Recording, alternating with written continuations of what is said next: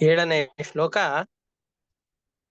ಈಗ ಉಡುಪಿ ಕ್ಷೇತ್ರದ ಬಗ್ಗೆ ನಿರೂಪಣೆಯನ್ನ ಮಾಡ್ತಾ ಇದ್ದಾರೆ. ಕಾಶಿ ಹರಿತ್ಸುರಾಣಾಂ ಆಯಾತಿ ಯದ್ಗತ ಪವಿತ್ರ ಸರೋಧುನಾಪಿ ರುದ್ರಾದಿಸೇವಿತ ರುದ್ರಾದಿದೇವ ಗಣಸೇವಿತ ಸರ್ವಭಾಗಂ ತದ್ರೋಪ್ಯ ಪೀಠಪುರಮಪ್ರತಿಮಂ ತ್ರಿಲೋಕ್ಯಾಂ.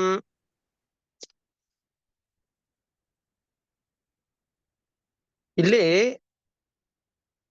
ಉಡುಪಿ ಕ್ಷೇತ್ರದ ಮಹತ್ವವನ್ನ ಹೇಳ್ತಾ ಇದ್ದಾರೆ. ಏನಿದು?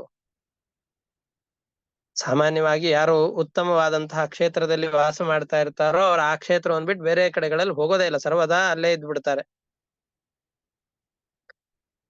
ಆದರೆ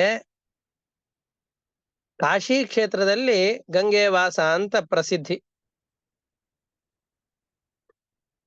ಬದರಿ ಕ್ಷೇತ್ರದಲ್ಲಿ ಉಗಮವಾಗಿ ದೇವಪ್ರಯಾಗ, ಹರಿದ್ವಾರ ಮುಂತಾದ ಅನೇಕ ಕ್ಷೇತ್ರಗಳಲ್ಲಿ ಸಂಚಾರ ಮಾಡಿದಂತಹ ಗಂಗೆ ಕಾಶಿ ಕ್ಷೇತ್ರದಲ್ಲಿ ಪ್ರವಾಹ ಮಾಡ್ತಾಳೆ. ಕಾಶಿಯಲ್ಲಿ ಗಂಗಾ ಸ್ನಾನ ಮಾಡ್ಬೇಕು ಅಂತ ಪ್ರಸಿದ್ಧಿ ಇದೆ.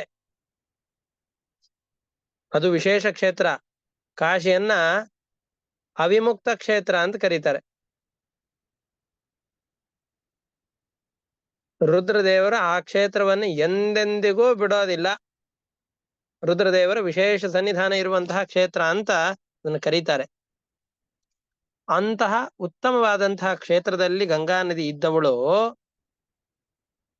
ಮಧ್ವ ಸರೋವರಕ್ಕೆ, ನೀವು ನೋಡಿರ್ತೀರಿ, ಮಧ್ವ ಸರೋವರದಲ್ಲಿ ಗಂಗಾದೇವಿಯ ಇದನ್ನ ಹಾಕಿದ್ದಾರೆ ಒಂದು ಕಡೆಯಲ್ಲಿ. ಮಧ್ವ ಸರೋವರದಲ್ಲಿ ಒಂದು ಕಡೆಯಲ್ಲಿ ಗಂಗಾದೇವಿಯ ಮೂರ್ತಿಯನ್ನು ಪ್ರತಿಷ್ಠಾಪನೆ ಮಾಡಿ ಆ ಗಂಗಾದೇವಿಯನ್ನ ವಿಶೇಷವಾಗಿ ಸನ್ನಿಧಾನ ಅಲ್ಲಿರತ್ತೆ ಅಂತ ಹೇಳಿದ್ದಾರೆ. ಗಂಗಾದೇವಿಯ ಸನ್ನಿಧಾನ ಇರತ್ತೆ, ಗಂಗಾದೇವಿ 12 ವರ್ಷಕ್ಕೊಮ್ಮೆ ಅಲ್ಲಿ ಬಂದು ನಿತ್ಯ ಸನ್ನಿಹಿತಳಾಗಿರ್ತಾಳೆ ಅಂತ ಹೇಳಿದ್ದಾರೆ. ಕಾಶಿಪದೇ ಕೃತಪದ, ಕಾಶಿ ಎಂಬಂತಹ ಕ್ಷೇತ್ರದಲ್ಲಿ ವಾಸ ಮಾಡ್ತಾ ಇದ್ದಂತಹ ಅವಳು ಅಂತಹ ಸರಿತ್. ಕಾಶಿಪದೇ ಕೃತಪದಾಪಿ ಸರಿತ್, ಕಾಶಿ ಎಂಬಂತಹ ಕ್ಷೇತ್ರದಲ್ಲಿ ತನ್ನ ಪಾದವನ್ನಿಟ್ಟು ತಾನು ಅತ್ಯಂತ ಪವಿತ್ರಳಾದಂತಹ, ದೇವತೆಗಳಿಗೂ ಕೂಡ ಪೂಜ್ಯವಾದಂತಹ ಯಾವ ಗಂಗಾ ನದಿ ಇದೆಯೋ ಆ ಗಂಗಾ ನದಿ, ಆ ಗಂಗಾ ದೇವಿ ಅದನ್ನು ಬಿಟ್ಟು ಯಾವ ಯದ್ಗತ ಪವಿತ್ರ ಸರಹ ಅಧುನಾಪಿ ಆಯಾತಿ. ಉಡುಪಿ ಕ್ಷೇತ್ರದಲ್ಲಿರುವಂತಹ ಮಧ್ವ ಸರೋವರಕ್ಕೆ ಈಗಲೂ ಮಧ್ವಾಚಾರ್ಯರ ಸ್ನಾನಕ್ಕೋಸ್ಕರ ಅಂತ ಬರ್ತಾ ಇದ್ದಾಳೆ. ಅಂತಹ ರುದ್ರಾದಿ ದೇವಗಣ ಸೇವಿತ ಸರ್ವಭಾಗಂ, ರುದ್ರ ಅನೇಕ ದೇವತೆಗಳೆಲ್ಲರೂ ಕೂಡ ಸೇವನೆ ಮಾಡುವಂತಹ ದೇವವೃಂದವು ಅತ್ಯಂತ ಪವಿತ್ರವಾದದ್ದು ಅಂತ ಕರೆಸಿಕೊಳ್ಳುವಂತಹ ಯಾವ ಕ್ಷೇತ್ರ ಇದೆಯೋ ಆ ಕ್ಷೇತ್ರ ರಜತ ಪೀಠಪುರ, ಉಡುಪಿ ಕ್ಷೇತ್ರ. ಅಂತಹ ಅಪ್ರತಿಮವಾದಂತಹ ಉಡುಪಿ ಕ್ಷೇತ್ರದಲ್ಲಿ ನಾವು ವಾಸವಾಗಿದ್ದೇವೆ. ಮಧ್ವಾಚಾರ್ಯರ ವಿಶೇಷ ಸನ್ನಿಧಾನ ಇರುವಂತಹದ್ದು ಗಂಗಾದೇವಿ ಅಲ್ಲಿದ್ದವಳು ಇಲ್ಲಿ ಬರ್ಲಿಕ್ಕೆ ಕಾರಣವಾಯಿತು. ಏನಿದೆ? ಮಧ್ವಾಚಾರ್ಯರು ಸನ್ಯಾಸಾಶ್ರಮವನ್ನು ಸ್ವೀಕಾರ ಮಾಡಿದಂತಹ ಪ್ರಾರಂಭದ ದಿವಸ ಆ ಸ್ಥಳದಲ್ಲಿ ನಾನು ಗಂಗಾ ನದಿಯ ಸ್ನಾನಕ್ಕೆ ಬೇಕು ಅಂತ ಮಧ್ವಾಚಾರ್ಯರು ಬಯಸಿದ್ರು.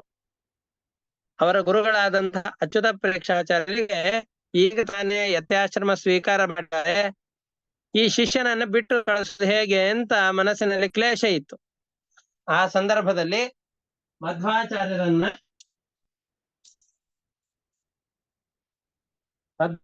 ಬಿಟ್ಟದಕ್ಕೆ ಇಷ್ಟ ಇಲ್ಲದೆ ಇರುವಂತಹ ಇವರು ಅಚ್ಯುತ ಪ್ರೇಕ್ಷಾಚಾರ್ಯ ಹೋಗ್ಬೇಡ ಅಂತ ಹೇಳಬೇಕು. ಆ ಸಂದರ್ಭದಲ್ಲಿ ಗಂಗಾ ಸ್ನಾನವನ್ನು ಮಾಡಬೇಕು ಅಂತ ಅಂದುಕೊಂಡಂತಹ ಮಧ್ವಾಚಾರ್ಯರಿಗೆ ಅವರು ಪೂರೈಸಬೇಕು, ಗುರುಗಳಿಗೂ ಕೂಡ ಬೇಸರವಾಗಬಾರದು.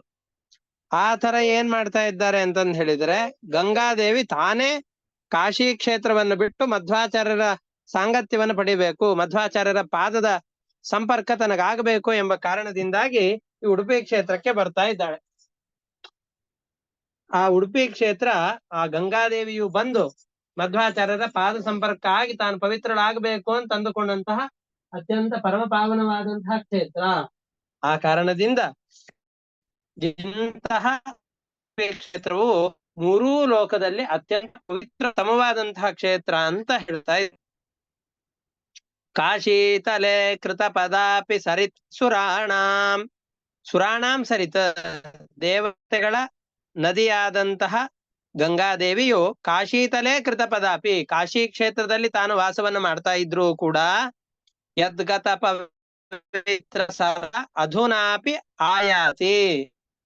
ಯದ್ಗತ, ಉಡುಪಿ ಕ್ಷೇತ್ರದಲ್ಲಿರುವಂತಹ ಸರೋವರಕ್ಕೆ ಈಗಲೂ 12 ವರ್ಷಕ್ಕೆ ಒಮ್ಮೆ ಆಯಾತಿ ಬರುತ್ತಾಳೋ ಅಂತಹ ರುದ್ರಾದಿ ದೇವಗಣ ಸೇವಿತ ಸರ್ವಭಾಗಂ, ರುದ್ರ, ಇಂದ್ರ ಮುಂತಾದಂತಹ ಎಲ್ಲ ದೇವತೆಗಳ ವಿಶೇಷ ಸನ್ನಿಧಾನ ಇರುವ ಅವರೆಲ್ಲರಿಂದಲೂ ಕೂಡ ಪೂಜ್ಯವಾದದ್ದು ಅಂತ ಕರೆಸಿಕೊಳ್ಳಲ್ಪಡುವಂತಹ ಸರ್ವಭಾಗಂ, ಸೇವಿತ ಸರ್ವಭಾಗಂ, ಉಡುಪಿಯ ಸರ್ವಜನ ಪ್ರಸಿದ್ಧವಾದಂತಹ ಯಾವ ರಜತಪೀಠಂ, ರಜತಪೀಠಪುರ ಅಂತ ಪ್ರಸಿದ್ಧವಾದಂತಹ ಉಡುಪಿ ಕ್ಷೇತ್ರ ಏನಿದೆಯೋ ಇದು ತ್ರಿಲೋಕ್ಯಾಂ ಅಪ್ರತಿಮಂ, 3 ಲೋಕದಲ್ಲಿ ಇದಕ್ಕೆ ಸರಿಸಾಟಿಯಾದಂತಹ ಮತ್ತೊಂದು ತೀರ್ಥಕ್ಷೇತ್ರ ಇಲ್ಲ.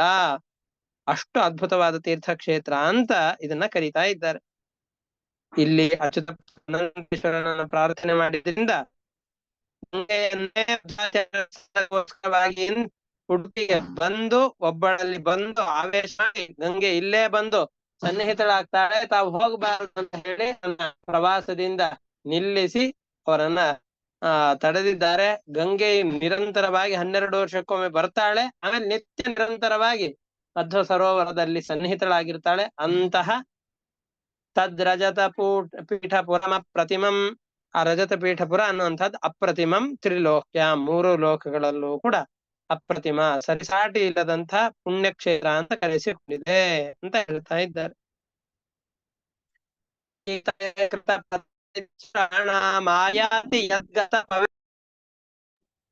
ವಾಯ್ಸ್ ಬ್ರೇಕ್ ಆಗ್ತಾ ಇದೆ ಗುರುಗಳೇ.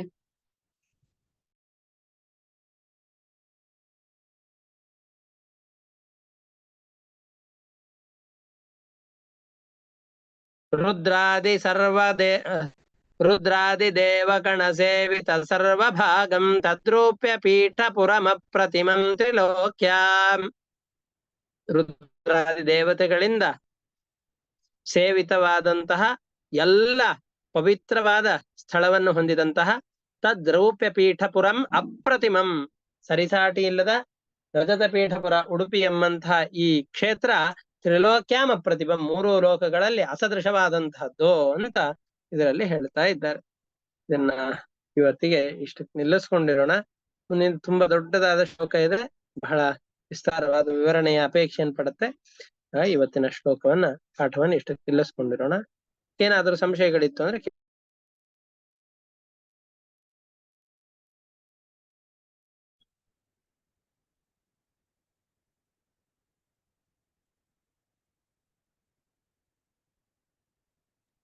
ಆಚಾರ್ಯ, ನಿಮ್ ವಾಯ್ಸ್ ತುಂಬಾ ಬ್ರೇಕ್ ಆಗ್ತದೆ ಮಧ್ಯ. ಹೌದು, ತುಂಬಾ ಇದು ಇಂಟರ್ನೆಟ್ಟಿನ ಸಮಸ್ಯೆ ತುಂಬಾ ಹೋಗ್ಬಿಟ್ಟಿದೆ, ಹಾಗಾಗಿ ಇದರ ಆಚಾರ್ಯರೇ ಇದು ನಾಳೆಯಿಂದ ಇದಕ್ಕೊಂದು ವ್ಯವಸ್ಥೆ ಮಾಡ್ತೇನೆ. ಕಾಶಿ ಕ್ಷೇತ್ರದಲ್ಲಿ ವಾಸ ಮಾಡುತ್ತಿದ್ದರು ಅಂತ. ಗುರುಗಳೇ, ಈ ಉಡುಪಿ ರಜತ ಪೀಠಪುರ ಅಂತ ಯಾಕೆ ಹೇಳ್ತಾರೆ? ಅದ ಕಾರಣ